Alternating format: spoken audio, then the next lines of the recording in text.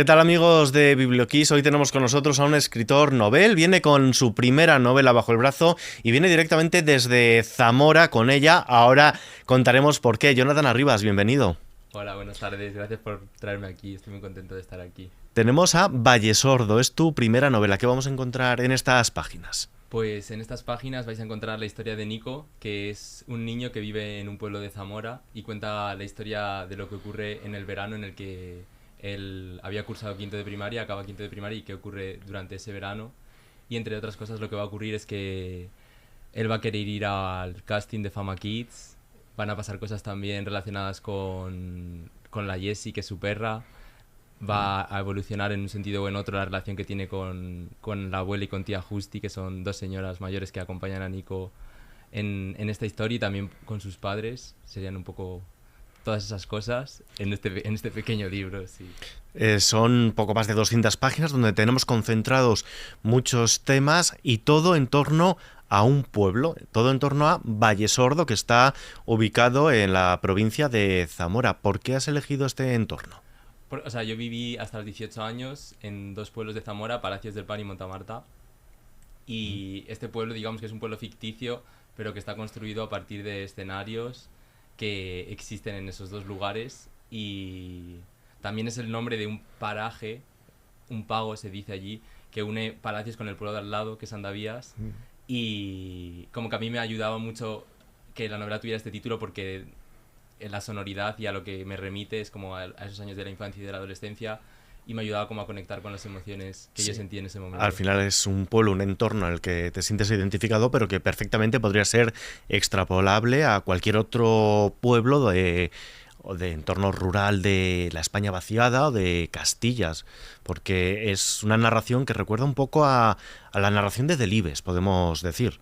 Bueno, qué guay que esté, como que recuerde a Delibes, porque me parece un gran escritor y he disfrutado mucho con sus novelas. Y sí, yo creo que podría ser un pueblo de Castilla y León cualquiera, pero también de otros sitios. Algo que me han dicho que también me ha gustado es como que no hay muchas descripciones, como que las descripciones son como a pinceladas, entonces eso ayuda también a que el lugar pueda ser cualquier lugar, en Y, ese sentido, sí. así que bien. Y el protagonista es Nico y has optado porque sea él el narrador, pero no desde un punto de vista adulto, sino que es el propio niño de 9 10 años el que nos cuenta sus peripecias a lo largo de este verano. ¿Por qué has optado porque nos lo cuente él? O sea, yo llevaba un año y medio escribiendo la novela, hasta ese momento era el adulto el que rememoraba la infancia y estaba contada como desde el punto de vista del adulto que recuerda, pero hubo un momento en el que, digamos, que ese personaje niño se reveló. Fue un poco así, como que había una parte importante de la novela en la que sentía como que el Nico niño quería como contarla y no dejaba como que el Nico adulto entrase a contar eso. Y yo me pregunté, ¿y por qué no hacer que, si Nico Niño quiere contar esto, que lo cuente todo? Y a partir de ahí, pues como fue reescribir la novela, y estuve otro año y medio más.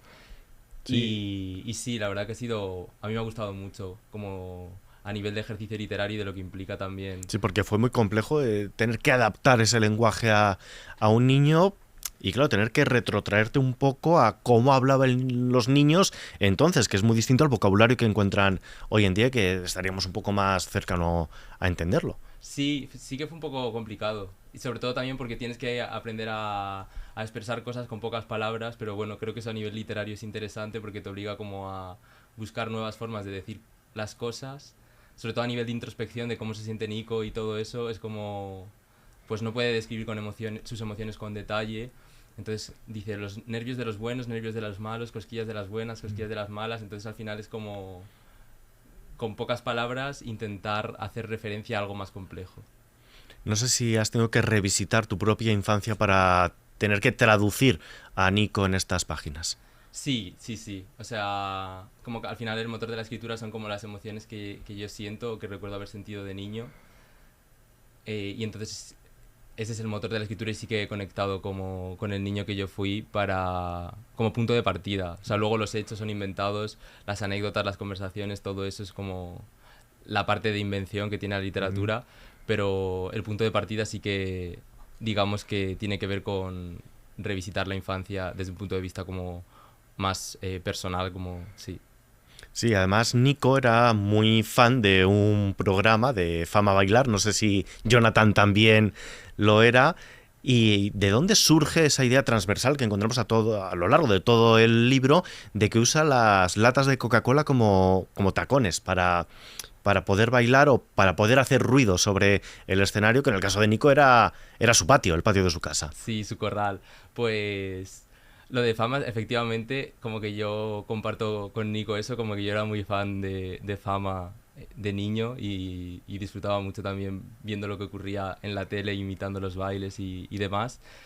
Y lo de las latas de Coca-Cola, yo creo que tampoco lo pensé, o sea, no fue como algo que yo dijera, Buah, esto va a ser un símbolo o algo Mm. así, sino que era algo que mis amigos y yo en el pueblo hacíamos, entonces como que me parecía que le pegaba al personaje. Y también como... O sea, es verdad que se ha ido cargando como de simbolismo gracias a las personas que lo han leído desde otros lugares, ¿no? Es verdad que en su casa no hay tacones, entonces eso también quiere decir algo, ¿no? Como que igual lo que representan unos tacones pues no está representado en su casa. Y entonces pues encuentra en las latas de Coca-Cola la manera de poder bailar y sentir que esos son sus tacones, sí. Nico está en un momento de su infancia en el que también está descubriendo su propia identidad sexual, pero sin ser este el protagonista de la novela. El tema principal es su afán de superación de querer ser bailarín. Sí, o sea, están las dos cosas, yo creo, pero es verdad que como lo más importante, yo creo que es como la ilusión que él tiene y también como la imaginación que él tiene. O sea, la compañía que le hace su propia imaginación y las cosas que ve en la tele y la fuerza que le da eso como para tirar para adelante. Y luego lo de la identidad sexual sí que está como insinuado y bueno, es un tema que está ahí como... O sea, bueno, yo creo que queda más o menos claro que es un niño queer, ¿no? Mm. No es un niño heterosexual. Y... Pero bueno, está ahí como... Pero, Era un tema al que no quería como... pero precisamente porque es un niño que está descubriéndose. Claro, No hay por qué poner etiquetas claro. a nada, ni a nadie, Sí, por ni... eso, o sea, por eso digo queer, porque queer me parece que es como una etiqueta que engloba más por Mm. negatividad, por lo que no se es. O sea, no es un... Es un niño queer, sí. O sea, esa etiqueta yo sí que me siento cómodo y creo que engloba muchas cosas. Y bueno, no sé.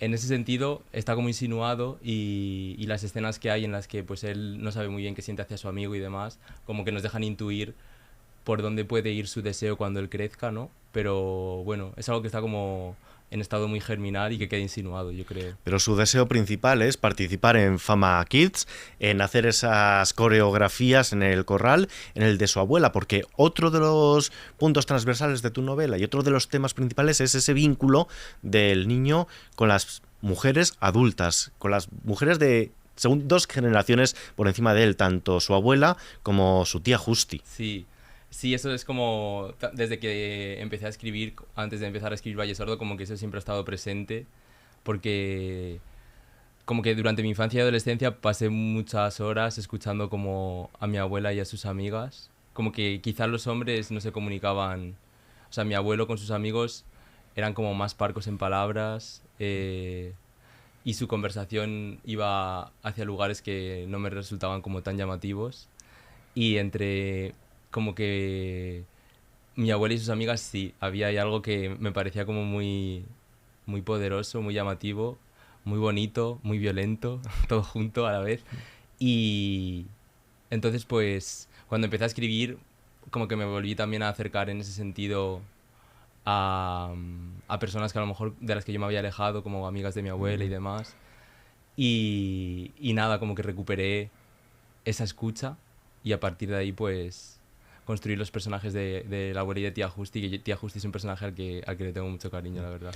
Y luego están también los propios amigos del pueblo de Nico, y luego los amigos de verano.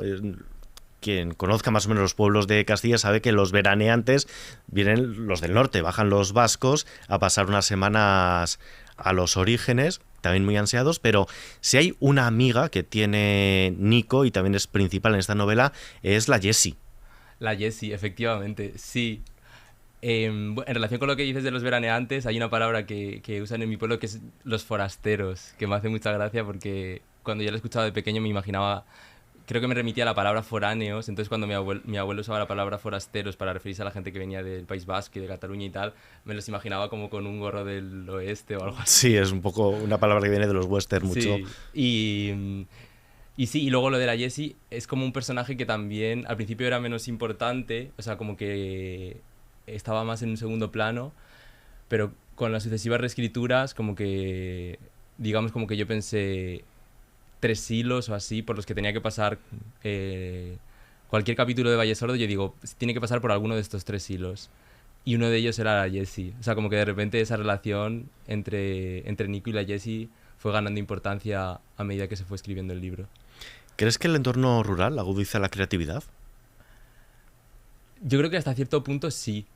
Pero en dos sentidos. No, sin idealizar, ¿no? Porque por un lado está el aburrimiento, que hace que tengas que...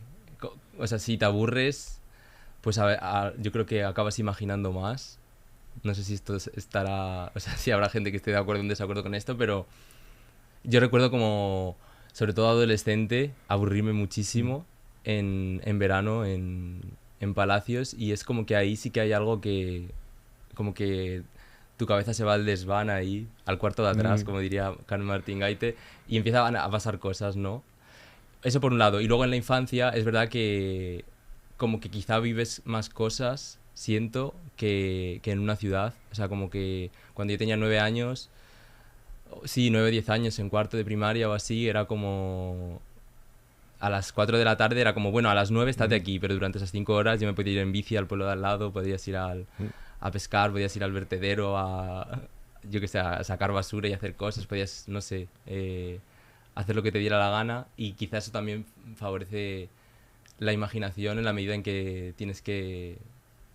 como que hay más aventura igual, ¿no? El libro nos lleva a unos años atrás. Tú personalmente, tu trayectoria, nos estás contando, te criaste en un pueblo, luego fuiste a ciudad a estudiar, Salamanca, Madrid, luego has regresado. No sé si has notado que la sociedad rural ha evolucionado a lo largo de estos años a unos pasos más agigantados que lo ha hecho la ciudad. Pues no te sé decir porque hasta los 18 años la ciudad era como algo bastante desconocido para mí en ese sentido. O sea, como que mi manera de relacionarme con la ciudad hasta los 18 años era el instituto, que es como... Creo que tampoco sirve mucho como para saber... Para Sí, el tomar el instituto pulso... al final es un microcosmos. Claro, para ¿no? tomar el pulso a la ciudad, el instituto creo que no es un buen sitio. Y entonces no te sabría decir. A nivel de... A nivel como en los pueblos y ha evolucionado... Creo que sí, pero no lo tengo tan claro. No sé. Creo que sí y quiero creer que sí. ¿Qué supuso para ti Fama? Pues supuso como la capacidad como de poder asomarte a un mundo en el que ocurrían cosas que no ocurrían en las calles del pueblo. Y sí, como supuso algo también como que era muy fan, o sea, como una emoción muy fuerte de, de sentir que en la tele estaba ocurriendo algo muy importante y de sentir como muchas ganas de estar ahí todos los días. También me acuerdo que había Fama 24 horas, que esto lo hablaba con un amigo, y me acuerdo de ir al bar del pueblo como para ver qué pasaba, porque era como que querer estar ahí, ¿no? Como querer vivirlo de alguna manera. Sí, el bar del Pueblo Nacional como punto de reunión, de encuentro de todos los vecinos. Sí, sí, y era un sitio que tenía más importancia en las versiones anteriores de Valle Sordo. El bar ocurrían más cosas, pero bueno, al final pues había como que cortar de algún sitio, pero sí, hay una escena como importante ahí, ¿no? En el bar con la rumana, que era también un personaje como que luego fue perdiendo como importancia a medida que avanzaba la novela. Y sí, el bar es como un punto de encuentro muy, muy importante. Y así como curiosidad, el bar en el que está inspirado el bar de Valle Sordo lo tiraron este verano. Me acuerdo como que cuando llegué y vi que era un solar y ya no había nada, fue como... Qué bien que lo he dejado escrito, por lo menos como un guiño en esta primera novela que lleva ya unas semanas en las librerías. ¿Cómo está siendo ese primer feedback con esos primeros lectores, también en las primeras presentaciones que has tenido? Pues muy bueno, o sea, como que me siento muy agradecido, también un poco abrumado porque como que me dicen muchas cosas buenas de repente, entonces es como que como que digo gracias. Es como que no puedo tampoco decir mucho más. Y a veces como que me gustaría tener como una conversación individual con cada una de esas personas porque creo que como que me gustaría eso, ¿no? Pero es verdad que en las presentaciones de repente como que si hablan 5 o 6 personas, como que yo simplemente digo gracias y ya está. Y se está recibiendo como bastante bien. De hecho, justo hoy ha salido en un podcast que me gusta mucho que se llama Punzadas Sonoras. Y han mencionado hoy Vallesordo, es que justo lo acabo de escuchar mientras comía y entonces pues muy contento de que esté llegando a tantos sitios y a gente que admiro, o sea que... ¿Le ha llegado a Paula Vázquez? ¿Se lo habéis hecho llegar? Justo he hablado con Chris de esto y... O sea, Chris es como la encargada de prensa en Asteroide y sí, se la han enviado. No sé si... No ha habido respuesta todavía. Creo que, o sea, no sé si cuándo se lo han enviado, si le ha dado tiempo como a recibirlo, pero no sé. Qué curiosidad. Sí, ¿y hacia dónde, una vez ya has escrito Vallesordo, lo tenemos en las librerías, lo podemos leer, hacia dónde vas a enfocar tu incipiente carrera literaria? ¿Qué géneros son los que te suscitan más inquietud por explorar? Pues me gustaría, o sea, me gusta como... El teatro me gusta mucho. Me gustaría quizá intentar escribir algo relacionado con el teatro, una obra de teatro. El ensayo también me gusta mucho. Como durante la escritura de Vallesordo leía casi ficción y ahora estoy leyendo poca ficción y mucho ensayo, entonces quizá también escribir algún ensayo. Con la poesía no me atrevo de momento. Pero, y bueno, otra novela me gustaría también escribir en algún momento, pero no sé, como que ahora estoy en un momento de... Estoy leyendo muchísimo otra vez. Durante la etapa final de la escritura de Vallesordo no podía leer mucho porque mi cabeza enseguida se iba como a lo que tenía que escribir. Y ahora sí que estoy como leyendo y sintiéndome atraído por un montón de cosas, como de... ¿Siguiendo reivindicando el ámbito rural? Sí, o sea, si escribiera... Sí, yo creo que sí. O sea, lo siguiente que quiero escribir tiene que ver con... No sé si la palabra es reivindicar, tanto como que se ambientaría en ese lugar y que me interesa como seguir contando cosas que tienen que ver como con esos silencios en esos ámbitos rurales, también como con la forma de relacionarse de la gente, con cómo se crece en un lugar así. Y sí, como que al menos lo siguiente que haga, no sé si ya después, pero sí que va a estar relacionado.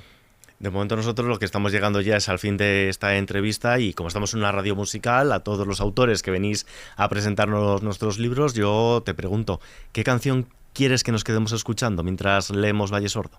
Pues hay una canción que es de un acorio muy guay de la edición de Fama, y la canción es American Life de Madonna. Os animo a que escuchéis la canción y a que busquéis qué tipo de coreo fue en la segunda edición de Fama, o sea, cómo bailaron esta canción. Pues al ritmo de Madonna lo vamos a dejar por hoy. Jonathan Arribas, Vallesordo, editado por Libros del Asteroide. Aquellos que nos estéis escuchando, os invitamos a pasaros por YouTube para ver esta entrevista y al revés, quienes estéis en cualquier plataforma de vídeo viéndonos, a que os paséis por nuestra web o por las plataformas de audio para tener esta conversación con Jonathan Arribas escuchando a Madonna, Vallesordo, editado por Libros del Asteroide. Muchísimas gracias por acompañarnos. Muchas gracias. Hasta la próxima.